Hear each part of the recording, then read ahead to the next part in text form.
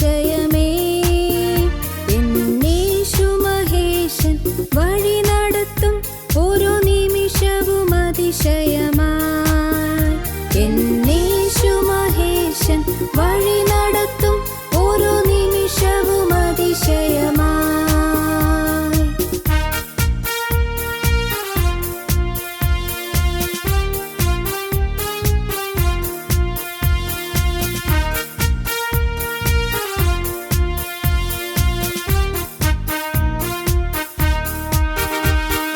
കൂരിരുൾ മൂടും താഴ്വരയിൽ ഭീതിയില്ലാതെന്നെ നടത്തിയിടും ക്ഷീണിതയായി ഞാൻ ഉഴലുമ്പോൾ ബലമെനിക്കേകിടുമേ കൂരിരുൾ മൂടും താഴ്വരയിൽ ഭീതിയില്ലാതെന്നെ നടത്തിയിടും ക്ഷീണിതയായി ഞാൻ ഉഴലുമ്പോൾ ബലമെനിക്കേകിടുമേ ജീവിതപാതയിലൂടെ ജീവിതയാത്രയിലെന്നെ ജീവനും ശക്തിയുമേകി എന്നും നടത്തിടും അതിശയമായി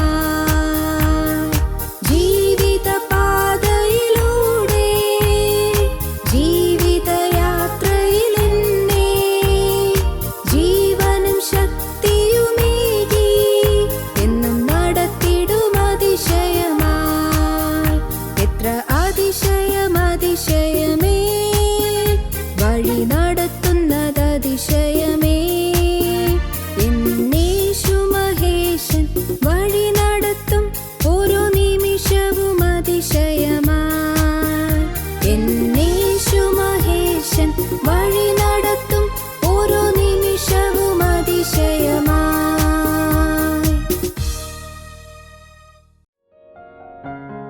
ഞങ്ങളും ക്രൂശിക്കപ്പെട്ട ക്രിസ്തുവിനെ പ്രസംഗിക്കുന്നു. ദൈവ തിരുനാമത്തിന് മഹത്വം ഉണ്ടാകട്ടെ.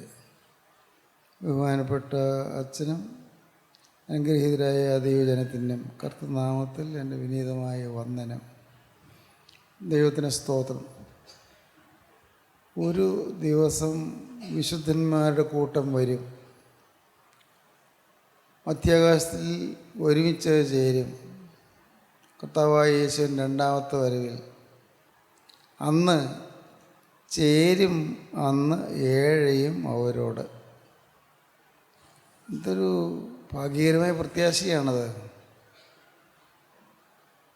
ഈ ഭൂമിയിലെ ക്ലേശങ്ങൾ തീരുന്നു, രോഗങ്ങൾ മാറുന്നു, ദുരിതങ്ങൾ തീരുന്നു, ആവലാതികൾ തീരുന്നു, അമ്പരപ്പുകൾ തീരുന്നു, വ്യത്യാസങ്ങൾ തീരുന്നു. ഇതൊന്നുമില്ലാത്ത മധ്യാകാശത്തിലെ ആ വിശുദ്ധന്മാരുടെ സമൂഹത്തിലേക്ക് നമുക്ക് ചെന്നു ചേരുവാൻ സാധിക്കുന്നു. ഒരു ദിനം വരുമേ വിശുദ്ധരിൻ കൂട്ടം ദിക്കുകളിൽ നിന്നും ചേരും, അന്ന് ഏഴയും അവരോട്. അതിനുവേണ്ടിയാണ് നാം ഒരുമിച്ച് കൂടുന്നത്. നമ്മൾ ഒരുക്കത്തിന് വേണ്ടിയാണ് നാം ഒരുമിച്ച് കൂടുന്നത്. ഒരുക്കം. കർത്താവായ യേശുവിൻ രണ്ടാമത്തെ വരവിൽ വിശുദ്ധന്മാർ പറന്നുയരുമ്പോൾ ആ കൂട്ടത്തിൽ ഞാനും ഉണ്ടായിരിക്കണമെന്നുള്ള ഏക ലക്ഷ്യത്തോടെ മാത്രമാണ് നാം ഒരുമിച്ച് കൂടുന്നത്. ദൈവത്തിന് സ്തോത്രം.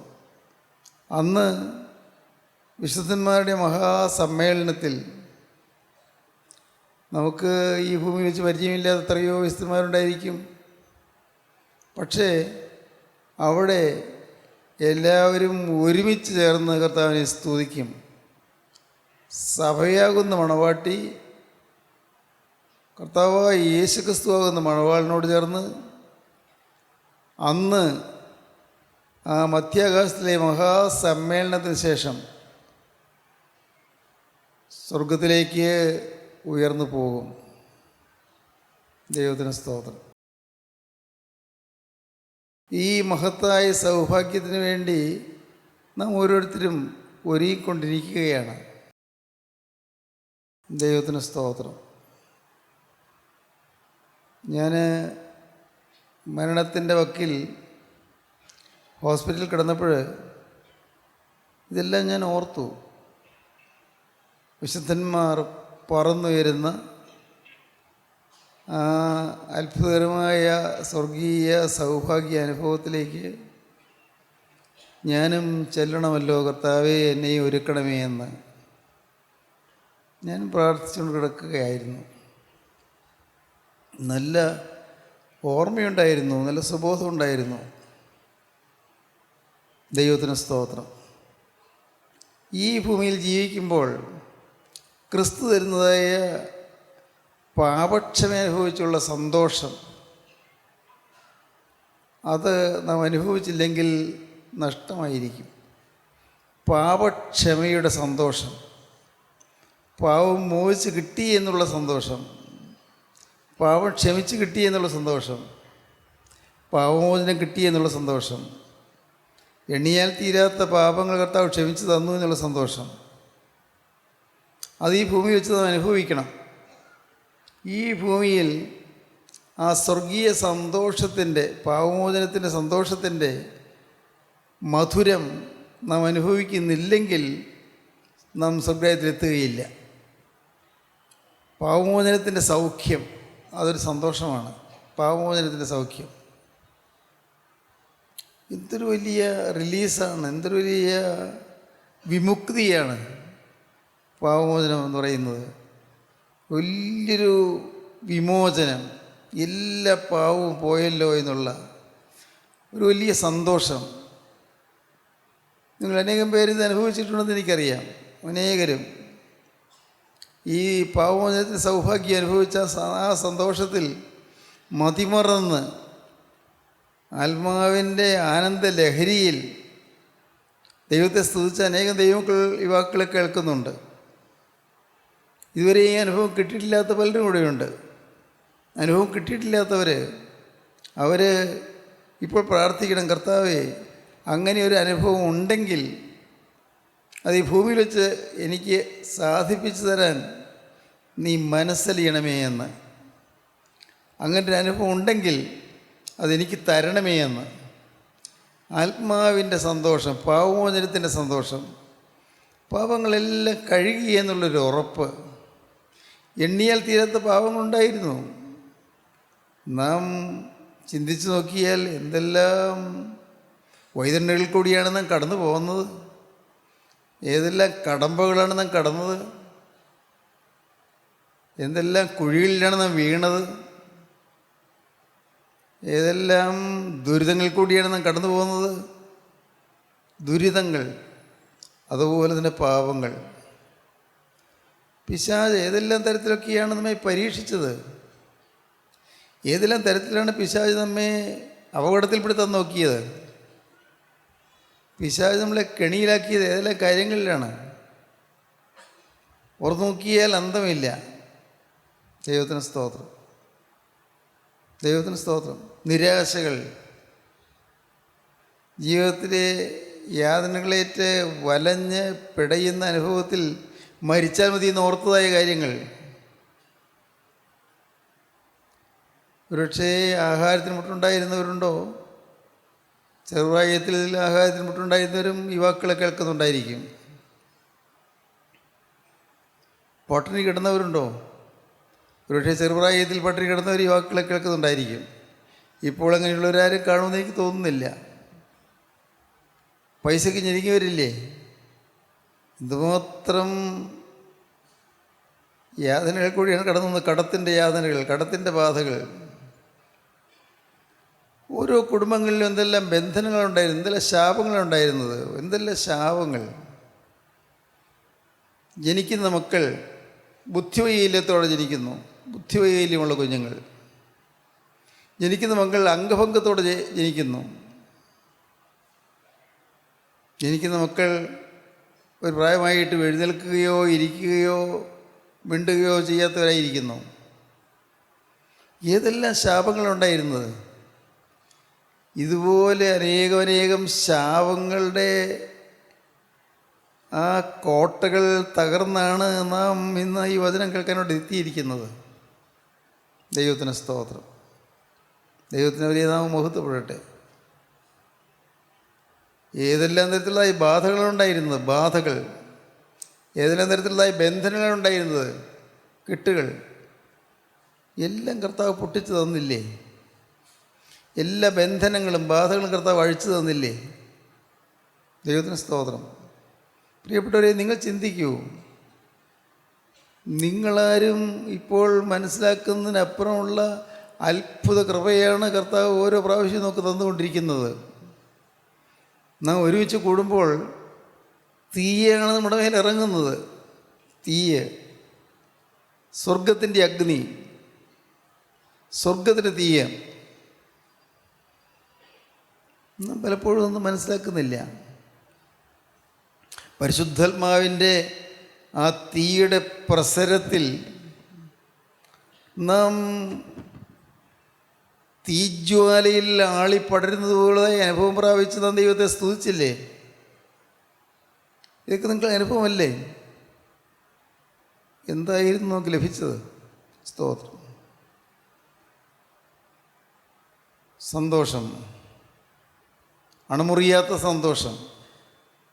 അതാണ് നമുക്ക് എല്ലാവർക്കും വേണ്ടത്. സന്തോഷം വേണം. ഈ ജീവിതത്തിൽ നമുക്ക് സന്തോഷം വേണം. കർത്താവിൻ്റെ ഇഷ്ടം എപ്പോഴും സന്തോഷിപ്പീൻ എന്നുള്ളതാണ്. എപ്പോഴും സന്തോഷിപ്പീൻ. തെസ്സലോനിക്കർക്ക് എഴുതിയ 1-ാമത്തെ ലേഖനം 5-ാം അധ്യായം 16, 17, 18 വാക്യങ്ങളിൽ അത് കാണുന്നുണ്ട്. വായിക്കാം. എപ്പോഴും സന്തോഷിപ്പിൻ, ഇടവിടാതെ പ്രാർത്ഥിപ്പിൻ, എല്ലാറ്റിനും സ്തോത്രം ചെയ്യുവിൻ, ഇതല്ലോ നിങ്ങളെക്കുറിച്ച് ക്രിസ്തുയേശുവിൽ ദൈവേഷ്ടം. എപ്പോഴും സന്തോഷിപ്പീൻ. ഈ വാക്യം വായിച്ചിട്ട് നിങ്ങൾ ചിന്തിച്ചിട്ടുണ്ടോ? എപ്പോഴും സന്തോഷിക്കാൻ എനിക്ക് പറ്റുന്നില്ലല്ലോ എന്ന് ചിന്തിച്ചിട്ടുണ്ടോ? എപ്പോഴും സന്തോഷിപ്പീൻ. ദൈവത്തിന് സ്തോത്രം. സന്തോഷം എന്തെന്നറിയാത്ത ഒരു മനുഷ്യനായിരുന്നു ഞാൻ. സന്തോഷം അറിയാത്തൊരു മനുഷ്യൻ, സന്തോഷിക്കാൻ കഴിയാത്തൊരു മനുഷ്യൻ, വാടിത്തളർന്ന ജീവിതം, പ്രതീക്ഷയറ്റ ജീവിതം. അങ്ങനെ അങ്ങ് ജീവിച്ചു പോവാം. അങ്ങ് ജീവിച്ച് അങ്ങ് തീരാം. ദൈവത്തിന് സ്തോത്രം. അങ്ങനെ ജീവിതമാകെ വിഷാദ കലുഷിതമായി, മനസ്സ് പിടഞ്ഞ് എൻ്റെ അനാഥത്വമോർത്ത് ഞാൻ വേദനിച്ച് വിങ്ങി ആകെ മ്ലാനത മുറ്റിയ ഒരു മനുഷ്യനായി ഞാൻ ജീവിച്ചു. നിങ്ങൾക്കറിയാമല്ലോ, 17 വയസ്സ് വരെ. പക്ഷെ 17-ാമത്തെ വയസ്സിൽ എനിക്ക് സന്തോഷത്തിൻ്റെ പ്രഭുകുമാരനെ കണ്ടെത്താനിടയായി. സന്തോഷത്തിൻ്റെ പ്രിൻസ് ഓഫ് പീസ്, സമാധാനത്തിൻ്റെ പ്രഭുവിനെ കണ്ടെത്താനിടയായി. യേശുക്രിസ്തുവിനെ കണ്ടെത്താനിടയായി. അവനെ കണ്ടുമുട്ടാനിടയായി. അവൻ എന്നെ കാത്തു നിൽക്കുകയായിരുന്നു. അങ്ങനെ പാട്ട് പാടുന്നുണ്ടല്ലോ, ഈ പിള്ളേർ പാടാറുണ്ടല്ലോ, വഴിയോരത്ത് കാത്തു നിൽക്കുകയായിരുന്നു എന്ന്. യേശുക്രിസ്തു എന്നെ കാത്തു നിൽക്കുകയായിരുന്നു, എന്നെ കടന്നു പിടിക്കാൻ, എന്നെ പിടിച്ച് തൻ്റെ സ്വന്തമാക്കാൻ. അതിനുവേണ്ടി യേശു കാത്തു നിൽക്കുകയായിരുന്നു. ഞാൻ ഓർക്കുന്നു, ഞാൻ അറിയുന്നു, നിങ്ങളെയും ഓരോരുത്തരെയും കടന്നു പിടിക്കാൻ കർത്താവ് ഇപ്പോൾ നിങ്ങളുടെ അരികത്ത് വന്നിട്ടുണ്ട്. നിങ്ങൾ പക്ഷേ സന്തോഷം എന്തെന്നറിയാതെ വലഞ്ഞുകൊണ്ടിരിക്കുന്നവർ, സന്തോഷമില്ലാത്തവരായി ആകുലമനസ്കരായിരിക്കുന്നവർ, സമാധാനമില്ലാതെ വാടിത്തളർന്നിരിക്കുന്നവർ, ഭാവിയെക്കുറിച്ച് പ്രതീക്ഷയ്ക്ക് വകയില്ലാതെ വിഷമിച്ചിരിക്കുന്നവർ, കുടുംബത്തിലെ ക്ലേശങ്ങളോർത്ത് നെടുവീർപ്പെട്ടുകൊണ്ടിരിക്കുന്നവർ, പണത്തിൻ്റെ ഞെരുക്കമോർത്ത് വലഞ്ഞ് ഭാരപ്പെട്ടുകൊണ്ടിരിക്കുന്നവർ, നിങ്ങൾ അനേകം പേര് ഇന്ന് ഈ വാക്കുകൾ കേൾക്കുമ്പോൾ ഇപ്പോൾ നിങ്ങൾക്ക് സന്തോഷത്തിൻ്റെ രാജാധിരാജനെ നിങ്ങൾക്ക് ഹൃദയത്തിലേക്ക് എതിരേൽക്കാം. അവൻ വന്നിട്ടുണ്ട്. യേശു ഇവിടെ ഉണ്ട്. യേശുവിൻ്റെ അരികത്തേക്ക് വരുന്നുണ്ട്. ദൈവത്തിന് സ്തോത്രം. ഇത് കേവലം ഊഹാപോഹമായി പറയുന്ന കഥയല്ല. ഇത് സത്യമായ വസ്തുതയാണ്. ക്രിസ്തുവിൻ്റെ അരികത്തേക്ക് വരികയാണ്. നിങ്ങളുടെ സമീപത്ത് വന്ന് നിന്ന് നിങ്ങളുടെ നെറുകയിൽ തൻ്റെ കരം വെച്ച് ഹല്ലേലൂയ നിങ്ങളെ അനുഗ്രഹിപ്പാൻ അവൻ കാത്തു നിൽക്കുകയാണ്. ആ യേശുവിൻ്റെ തിരുസാന്നിധ്യം അനുഭവിച്ചുകൊണ്ട് നിങ്ങൾ കർത്താവിനോട് പറയണം, കർത്താവേ, സന്തോഷത്തിൻ്റെ സാക്ഷാത്തായ അനുഭവം നീ എനിക്ക് തരണം. എപ്പോഴും സന്തോഷിപ്പിച്ച് ഞാൻ കേൾക്കുന്നു. ഞാൻ കൂടെ കൂടെ കേട്ടുകൊണ്ടിരിക്കുന്നു. കർത്താവേ, ഈ സന്തോഷത്താൽ എൻ്റെ ഉള്ളത്തെ നിറയ്ക്കണമേ. എൻ്റെ ഹൃദയത്തിലുള്ളതായ ഭാരങ്ങൾ നീ മാറ്റിത്തരണമേ. എൻ്റെ ആകുലങ്ങൾ നീ നീക്കിത്തരണമേ. എൻ്റെ ആവലാധികൾക്ക് നീ ഒരു ശമനം തരണമേ. കർത്താവേ, എൻ്റെ നൈരാശ്യം നീ മാറ്റിത്തരണമേ. പ്രതീക്ഷയറ്റ് നിരാശ കൊണ്ടിരിക്കുന്ന എൻ്റെ മനസ്സിലേക്ക് കർത്താവേ, നിൻ്റെ ശാന്തിയുടെ സന്ദേശം കടന്നു വന്ന് എന്നെ നീ ഒന്ന് ഉണർത്തണമേ. ദൈവത്തിന് സ്തോത്രം. സ്നേഹിതരെ, നിങ്ങളിപ്പോൾ പ്രാർത്ഥിക്കൂ. കർത്താവിനോട് പറയൂ, കർത്താവേ, നിൻ്റെ ആ തൃക്കരം എൻ്റെ നെറ്റിയിലൊന്ന് വെക്കണമേ. സ്തോത്രം. പ്രിയപ്പെട്ടവരെ, പറഞ്ഞാൽ കർത്താവ് കേൾക്കും. കർത്താവ് ചെയ്തു തരും. നിങ്ങൾ പറഞ്ഞാൽ കർത്താവ് കേട്ട് അവൻ നിങ്ങളുടെ പ്രാർത്ഥനയ്ക്ക് മറുപടി തരും. നിങ്ങൾ വിശ്വസിക്കൂ പ്രിയപ്പെട്ടവരെ. എൻ്റെ കർത്താവേ, ഞാൻ സത്യമാണ് പറയുന്നത്. ഞാൻ അനുഭവിക്കുന്നു യേശുവിനെ. ഞാൻ അനുഭവിക്കുന്നു യേശുവിൻ്റെ സാന്നിധ്യം. ഞാൻ അനുഭവിക്കുന്നു യേശുവിൻ്റെ തലോടൽ. ഞാൻ അനുഭവിക്കുന്നു യേശുവിൻ്റെ കണ്ണുനീര് തുടയ്ക്കുന്നത്. ഞാൻ അനുഭവിക്കുന്നു യേശുവിൻ്റെ വേദനകൾ മാറ്റുന്നത്. എൻ്റെ സ്നേഹിതരെ, നിങ്ങളൊരു കാര്യം ചെയ്യൂ.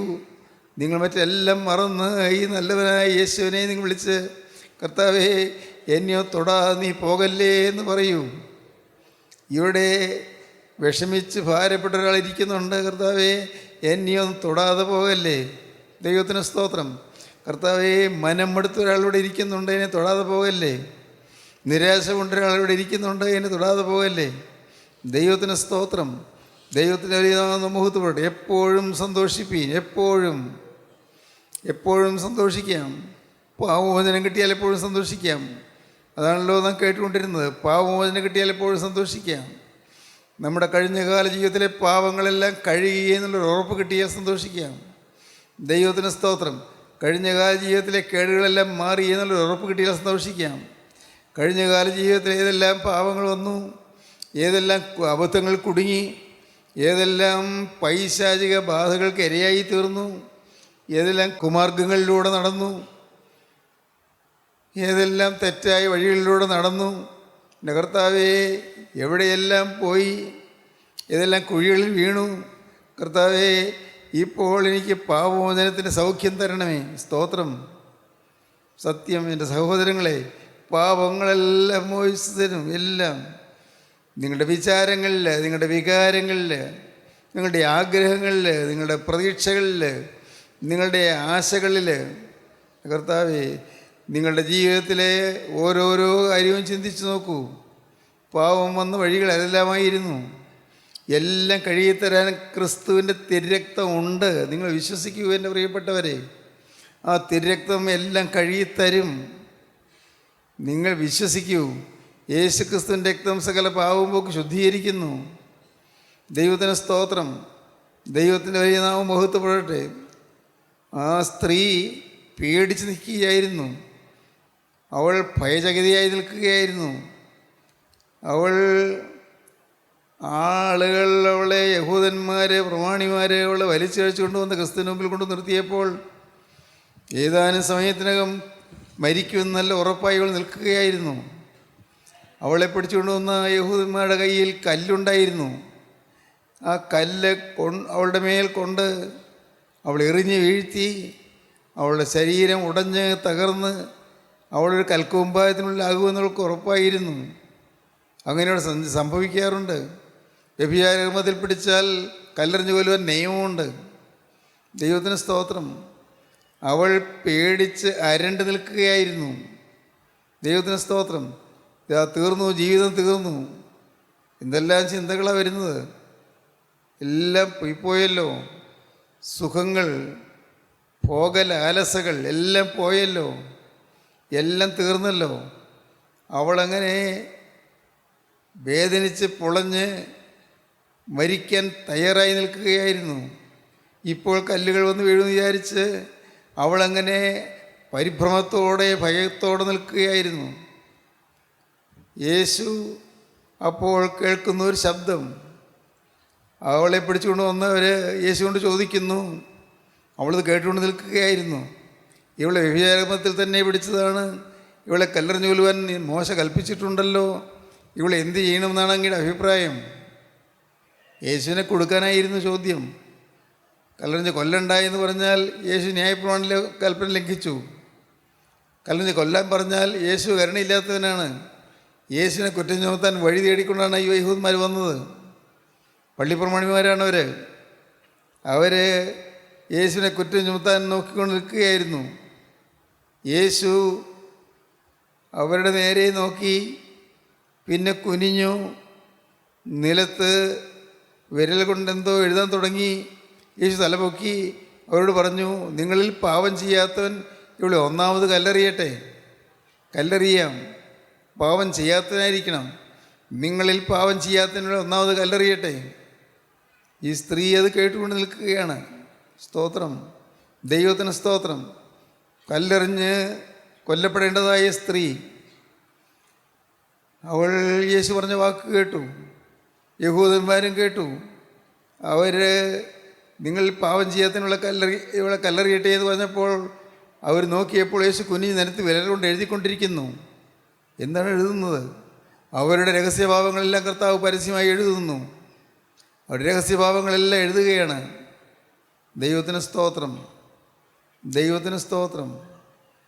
അവൾ നോക്കി, അത്ഭുതം. അവളെ എറിയാൻ വന്നവരുടെ കല്ലുകൾ താഴെ വീഴുന്നു. ഓരോരുത്തരായി പിരിഞ്ഞു പോകുന്നു. ഇതെന്തൊരത്ഭുതം! എനിക്ക് ജീവിക്കാൻ അവകാശം തന്ന ഈ യേശുവിൻ്റെ അടിമയായി ഞാൻ ജീവിക്കും. അവളുടെ ഹൃദയത്തിൽ തീരുമാനം വന്നു, ഈ യേശുവിൻ്റെ വകയായി ഞാൻ ജീവിക്കും. ദൈവത്തിന് സ്തോത്രം. പ്രിയപ്പെട്ടവരെ, യേശു തല ഉയർത്തി നോക്കി. യേശു വാസ്തവമായി കല്ലെറിഞ്ഞു കൊല്ലുവാൻ യേശുവിന് സാധിക്കും. കാരണം യേശു പാപം ചെയ്തിട്ടില്ല. പാവം ചെയ്യാത്തവൻ ഇവിടെ ഒന്നാമത് കല്ലെറിയട്ടെ എന്ന് പറഞ്ഞത് അനുഭവിച്ച് വേണമെങ്കിൽ യേശുവിനെ കല്ലെറിയാം. പാപം ചെയ്തിട്ടില്ല. പക്ഷേ യേശു പറഞ്ഞു, സ്ത്രീയെ, ഞാനും നിനക്ക് ശിക്ഷ വിധിക്കുന്നില്ല. പോക, ഇനി പാവം ചെയ്യരുത്. സ്തോത്രം. പോക, ഇനി പാവം ചെയ്യരുത്. അവളുടെ ഹൃദയം സന്തോഷം കൊണ്ട് നിറഞ്ഞു. വേറൊന്നും അവൾക്ക് പറയാനില്ല. അവളെ എങ്കലടിയോടെ യേശുവിൻ്റെ മുഖത്തേക്ക് നോക്കി. ഒന്നും മിണ്ടാൻ പറ്റുന്നില്ല. ഞാൻ ഇനിമേൽ പാവം ചെയ്യുകയില്ല എന്ന് പറയണമെന്നുണ്ട്, പക്ഷേ പറയാൻ വാക്കുകൾ വരുന്നില്ല. അവളെങ്ങനെ വിതുമ്പിക്കൂടി നിൽക്കുകയാണ്. യേശു അവളെ പിന്നെ അവിടെ നിന്ന് പറഞ്ഞയക്കുന്നു. എന്തൊരത്ഭുതം! അവൾ യേശുവിൻ്റെ അടുക്കൽ നിന്ന് പോകാൻ മടിച്ച് പയ്യെ നടന്നകന്നു പോകുന്നു. സ്ത്രീയെ, ഞാൻ നിനക്ക് ശിക്ഷ വിധിക്കുന്നില്ല. പോക, ഇനി പാപം ചെയ്യരുത്. ദൈവത്തിൻ്റെ പരിശുദ്ധാത്മാവ് നിങ്ങളോട് പറയുന്നത്, കർത്താവായ യേശു നിങ്ങൾക്ക് ശിക്ഷ വിധിക്കുന്നില്ല. നിങ്ങൾ പോക, ഇനി പാപം ചെയ്യരുത് എന്നാണ്. വന്നതെല്ലാം ക്ഷമിക്കാമെന്നാണ്. സംഭവിച്ചതെല്ലാം ക്ഷമിക്കാമെന്നാണ്. പാപത്തിൻ്റെ ശിക്ഷ നിങ്ങളിൽ നിന്ന് മാറ്റാമെന്നാണ്. പാപത്തിൻ്റെ ശിക്ഷയിൽ നിന്ന് മോചനം തരാമെന്നാണ്. നിത്യശിക്ഷയിൽ നിന്ന് മോചനം തരാമെന്നാണ്. നിത്യനരകാഗ്നിയിൽ നിന്ന് മോചനം തരാമെന്നാണ്. നിത്യനരകവിധിയിൽ നിന്ന് മോചനം തരാമെന്നാണ്. സ്തോത്രം. പ്രിയപ്പെട്ട സഹോദരീ സഹോദരന്മാരെ, ഇത് കേട്ടുകൊണ്ടിരിക്കുമ്പോൾ നിങ്ങൾക്ക് അവിടെ ഇരിക്കുന്നിടത്ത് ഇരുന്നുകൊണ്ട് യേശുവിനോട് നിങ്ങൾക്ക് നേരിട്ടൊരു വാക്ക് പറയാം. കർത്താവേ, എനിക്കും കർത്താവേ, എൻ്റെ പാവത്തിനൊത്തോണം എന്നോട് ചെയ്യാതെ നീ ഇത്രയും കാലം കാത്തല്ലോ. എൻ്റെ അവിശ്വാസത്തോളം എന്നോട് പകരം ചോദിക്കാൻ ഇത്രയും കാലം നീ എന്നെ സൂക്ഷിച്ചല്ലോ. നീ എന്നെ ഇത്രയും കാലം പോറ്റി പുലർത്തിയല്ലോ. ഇത്രയും കാലം ഈ വചനം കേൾക്കാൻ നീ എന്നെ കൊണ്ടുവന്നല്ലോ. എനിക്ക് നിൻ്റെ വചനം കേൾക്കാൻ ആയുസ് നീട്ടി തന്നല്ലോ. കർത്താവേ, രോഗത്തിൽ നിന്ന് രോഗശൈലിയിൽ നിന്ന് എഴുന്നേൽപ്പിച്ചുകൊണ്ട് വന്നല്ലോ. കർത്താവേ, ഒറ്റയ്ക്കൊരു വാക്ക് മാത്രമേ ഞാൻ നിന്നോട് പറയുന്നുള്ളൂ. ഞാൻ ഇനിമേൽ പാപത്തിലേക്ക് പോകുകയില്ല. ഇനിമേൽ ഞാൻ പാപത്തിലേക്ക് പോകുകയില്ല. ഹല്ലേലൂയ, ദൈവത്തിന് സ്തോത്രം. നിങ്ങൾക്ക് പറയാൻ തോന്നുന്നുണ്ടോ? ഇനിമേൽ യേശുവേ, ഇനിമേൽ ഞാൻ ലോകത്തിൻ്റെ അടിമയാകുകയില്ല. ഇനി ഞാൻ പിശാചിനിടം കൊടുക്കുകയില്ല. കർത്താവേ, ഞാൻ കല്ലെറിഞ്ഞ് കൊല്ലപ്പെടേണ്ടവനാണ്, കല്ലെറിഞ്ഞ് കൊല്ലപ്പെടേണ്ടവളാണ്. ദൈവത്തിന് സ്തോത്രം. ദൈവത്തിൻ്റെ വലിയ നാമം മഹത്വപ്പെടട്ടെ. ദൈവത്തിന് സ്തോത്രം. നിങ്ങൾക്ക് ഇരിക്കുന്നിരിപ്പിൽ പറയാം, കർത്താവേ, ഇനിമേൽ ഞാൻ പാപം ചെയ്യുകയില്ല. പാപത്തിൻ്റെ കണിക പോലും എൻ്റെ ജീവിതത്തിൽ വരികയില്ല. ഹല്ലേലൂയ. അങ്ങനെ നിങ്ങൾ പറയുമ്പോൾ നിങ്ങളുടെ നെറ്റിമേൽ ഒരിറ്റ് രക്തം വന്ന് വീഴും. ഹല്ലേലൂയ. യേശു ക്രിസ്തുവിൻ്റെ തിരുരക്തം നിങ്ങളുടെ നെറ്റിമേൽ വന്ന് വീഴും. യേശു ക്രിസ്തു തിരുരക്തം നിങ്ങളെ കഴുകും, നിങ്ങളെ വെടിപ്പാക്കും. ദൈവത്തിന് സ്തോത്രം. നിങ്ങളുടെ ജീവിതത്തിലെ കഴിഞ്ഞ കാല പാപങ്ങളൊന്നും ആരും കാണാതെ വണ്ണം കർത്താവ് തിരക്തത്താൽ മറച്ചു പിടിക്കും. ദൈവത്തിന് സ്തോത്രം. യേശു ക്രിസ്തുവിൻ്റെ ആ തിരുശരീരത്താൽ, ആ കീറിയ തിരുശരീരത്താൽ, യേശുവിൻ്റെ തിരുശരീരത്തിലൊഴിയ തിരുരക്തത്താൽ അവൻ നിങ്ങളെ ആവരണം ചെയ്യും. നിങ്ങളെ ആവരണം ചെയ്യും, നിങ്ങളെ ആച്ഛാദനം ചെയ്യും. നിങ്ങളെ അവൻ മൂടിപ്പിടിക്കും. പിശാച് നോക്കുമ്പോൾ ഇങ്ങനെ ഒരാളെ കാണാനില്ല. ആ പാവം ചെയ്തവൻ എവിടെയെന്ന് പിശാച് നോക്കും. പിശാച് നോക്കുമ്പോൾ ആ പാവം ചെയ്തവൾ എവിടെയെന്ന് നോക്കും, കാണുന്നില്ല. കാരണം ആ പാവം ചെയ്ത വ്യക്തി, സ്നേഹിത നീയാണ്. നിന്നെ കർത്താവ് തിരക്തത്താൽ മറച്ചു പിടിച്ചിരിക്കുന്നു, തിരക്തത്താൽ നിന്നെ പൊതിഞ്ഞിരിക്കുന്നു. നിനക്ക് വിശ്വസിക്കാം. സ്തോത്രം. നിങ്ങൾക്ക് ക്രിസ്തുവിനോടൊരു വാക്ക് പറയാം, കർത്താവേ എനിക്ക് ന്യായം പറയാൻ ഒന്നുമില്ല, ഞാൻ പാപിയായ മനുഷ്യൻ. എന്നാൽ നീ എനിക്ക് സൗജന്യമായി പാപമോചനം തരുന്നു, ഞാൻ വിശ്വസിക്കുന്നു. കഴിഞ്ഞകാല പാപങ്ങളെല്ലാം മോചിച്ച് തരുന്നു, ഞാൻ വിശ്വസിക്കുന്നു. എൻ്റെ ആളത്വം എന്നേക്കുമായി ദേഹവും ദേഹിയും ആത്മാവും ഞാനിതാ ക്രൂശിൻ്റെ ചുവട്ടിലേക്ക് സമർപ്പിക്കുന്നു. എനിക്ക് വേണ്ടി രക്തം ചിന്തിയ എൻ്റെ യേശുവേ, എന്നെ നീ കഴുകി വെടിപ്പാക്കണമേ. പ്രാർത്ഥിക്കുമോ നിങ്ങൾ? ദൈവകരങ്ങളിലേക്ക് ഏൽപ്പിക്കുമോ നിങ്ങൾ? പാവമോചനം പ്രാപിക്കുമോ നിങ്ങൾ? സന്തോഷം അനുഭവിക്കുമോ നിങ്ങൾ? ആത്മാവിൻ്റെ സന്തോഷത്തിൽ ദൈവത്തെ സ്തുതിക്കുമോ നിങ്ങൾ? Hallelujah, hallelujah, hallelujah, hallelujah, hallelujah, hallelujah, hallelujah, hallelujah, hallelujah. സ്തോത്രം.